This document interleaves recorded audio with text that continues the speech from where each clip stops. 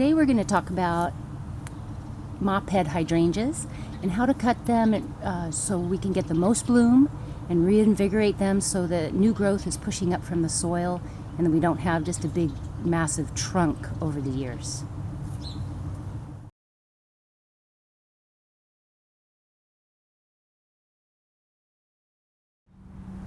What we really need to be mindful of before you start anything with the pruning of this hydrangea is to clear away all the debris that's underneath. I've already done that with my small rake. I've cleaned away all the leaves from the tree that's above this hydrangea. But be careful. Can you see this new growth right here? This is coming from the ground right under there, and this is really a good sign because this one is going to grow up in this year, and this one isn't going to bloom until next summer. So we don't want to break these off accidentally. So while you're pruning your hydrangea, your Mophead hydrangea, be careful not to break any of those off. Here is some old stems, and these need to come out completely from the base.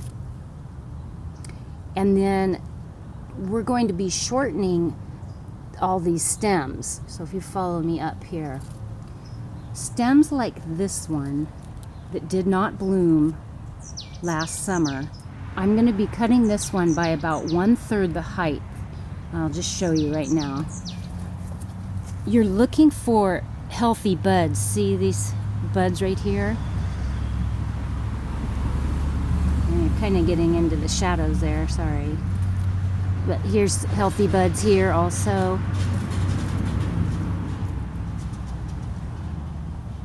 So I'm going to cut this by about 1/3 because if I just leave this alone, this tip will probably grow up and just give me one blossom, but I'm greedy and I want more blossoms, at least 2 from this stem. So I could cut straight across right here, and now my new growth is going to grow out this way. If I had cut here,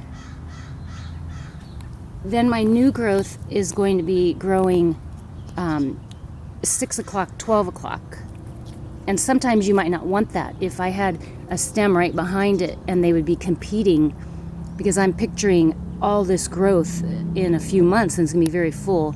So I actually want this to be 3 o'clock, 9 o'clock, and so it has plenty of room. This one's going to grow too in the back, but I'm directing this. I might pinch off one in the back if it's too crowding, but this one's going to be really good. So for stems that grew up the prior year, so right now it's 2017, this stem grew up from the ground in 2016. So now it's going to bloom in 2017 because this type of hydrangea blooms on old growth. The new stems, like that one I showed you down there, let me get my pointer. The new stems like this that's growing up right now in 2017, that's going to grow up and bloom in 2018, the summer of 2018. We're in the spring of 2017 right now. So the ones that did bloom, see this one right here, this is the old flower, and I like to leave the old flowers in the winter because they're kind of a nice winter pretty in the garden design. But here, if you follow this down, here was a cut that I made last year at this time in the spring, because this stem, let me move this one out of the way, this stem grew up from down here in 2016, grew actually in 2015, and I cut it in 2016, and it bloomed in summer of 2016 because it was old growth from 2015 already. I hope this is making sense. We'll do an overview at the end so it's not as confusing. But so for stems that I'm keeping from last year, like this one right here, we're going to keep this one also. It did not bloom last summer. It's going to bloom this summer. But I want to shorten it so that it has, if I just let this go, this tip could be, by the time they bloom this summer, the flower head's gonna be really heavy, and I don't know if you've had this happen to you, but they just flop over. So that's another reason, besides being greedy and I want more flowers. Here, I'm gonna do that straight cut again. Besides wanting more flowers, I want it to flower on a really sturdy stem, so this will help with that. So here's another one. Let's go to this guy right here. This one right here grew up in 2016, and I want to shorten it by about 1/3. And see how we have all these nice fat buds?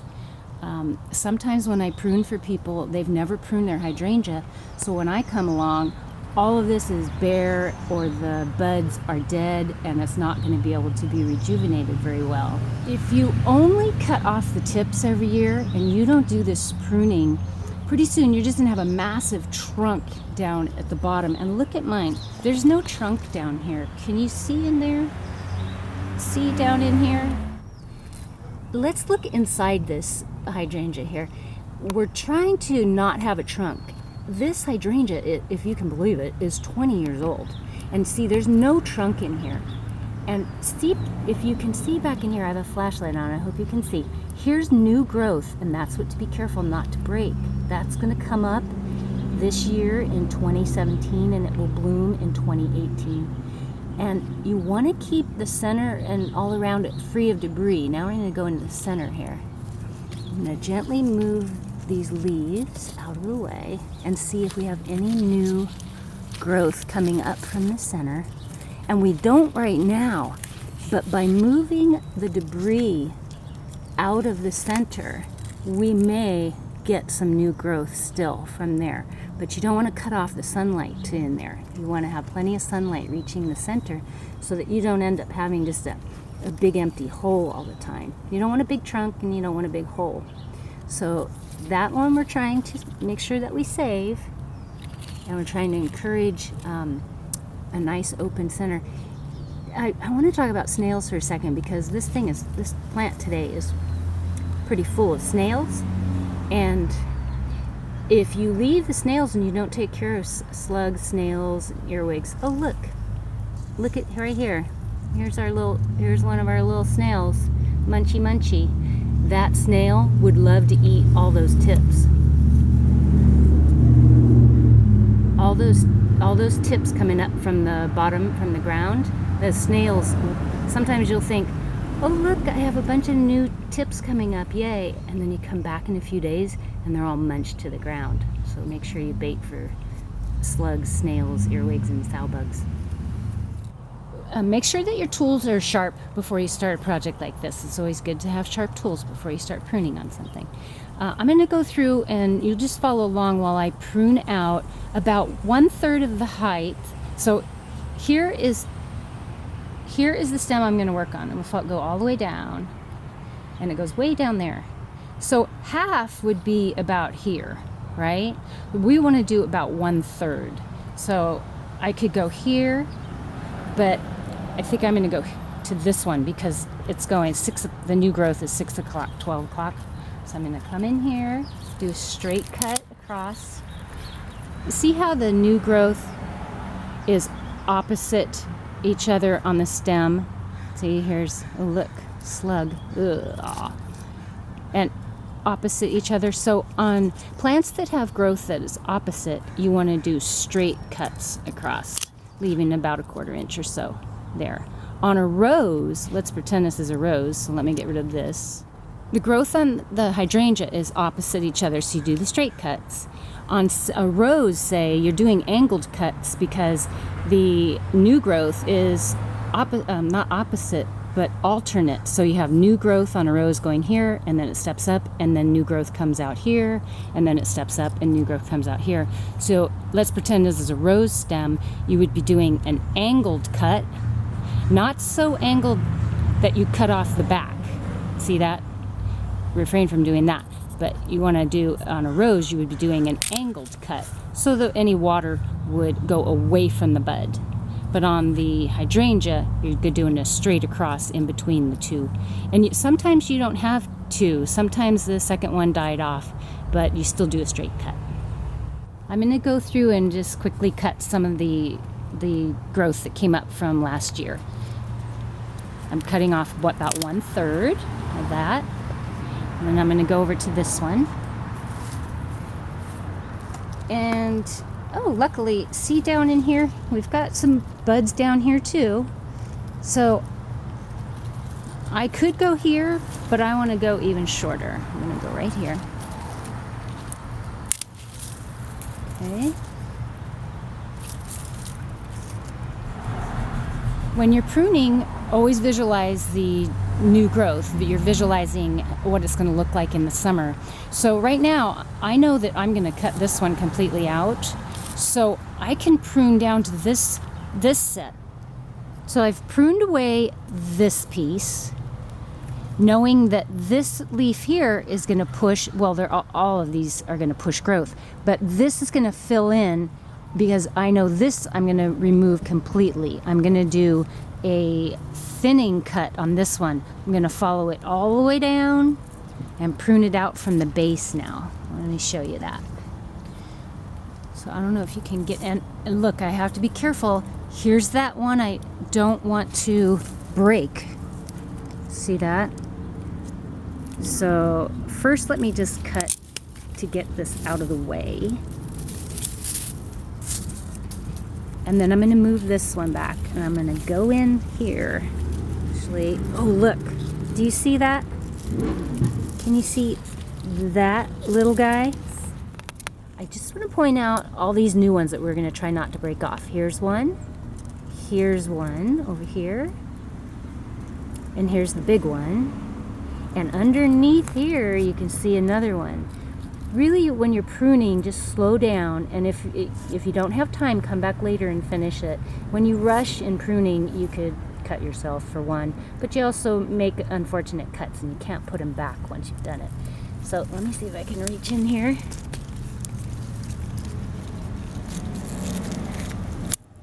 This is a weird angle, and I need 2 hands to get that out of there.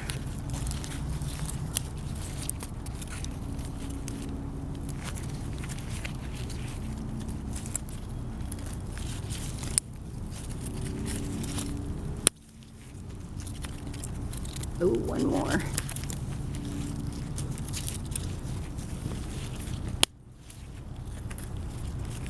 Ooh.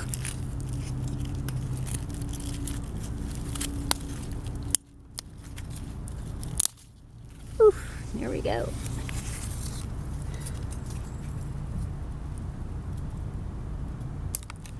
As I went along, I questioned myself, oh, have I done this one already? And you'll question yourself too. So you can see, oh no, I have not cut this one, because see, this is still the growth tip, the leader.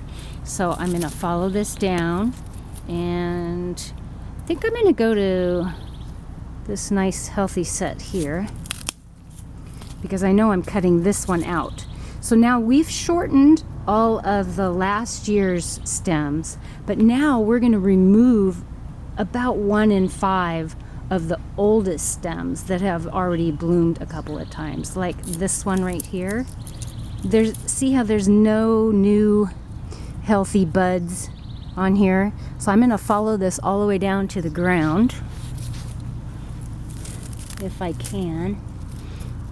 First, let me get this dead one out of here, and then I'm going to go in and get this right from the ground.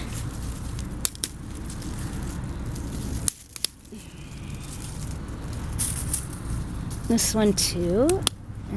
Nothing's gonna be happening with that one. And then see this one? The buds are barely healthy, but I need to cut it anyway. And I think I'm just gonna take a chance and go that far down with that one. Now I'm gonna go through and prune out all the older canes that aren't doing anything. But I'm still gonna leave a few.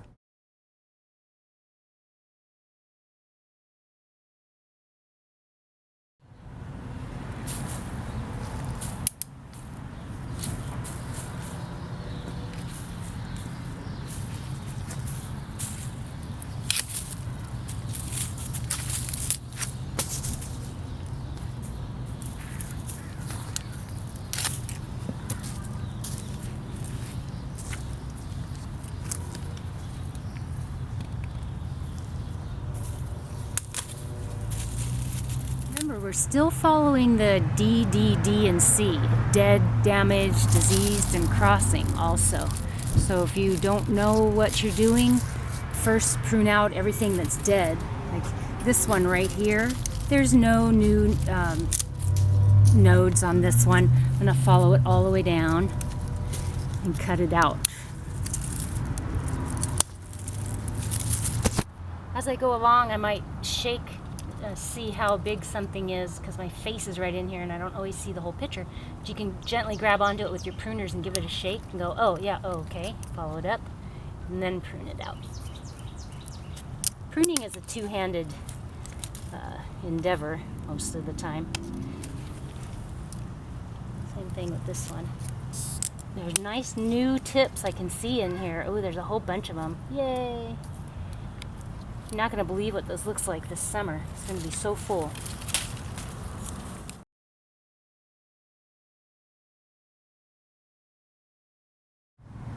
We're just about done at this point. I just want to give a little overview.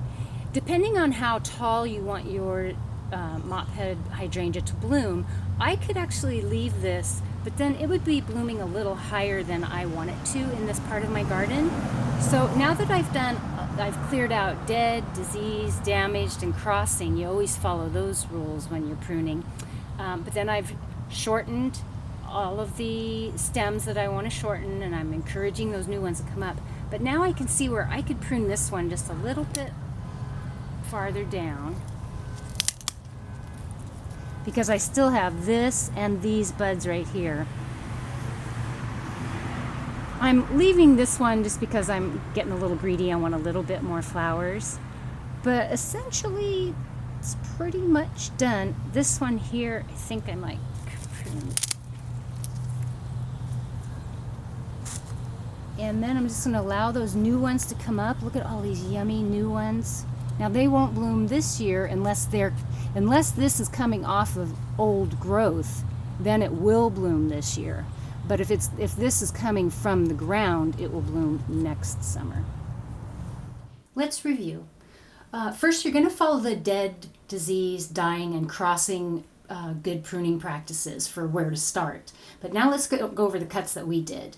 Here would be a stem that grew from the ground in the last year. So in this case, 2016, this stem grew up from the ground and it did not bloom yet. So we remove about 1/3 of the height of that stem, leaving cutting right above some healthy buds. And you can leave 2 or 3 sets of healthy buds on that stem.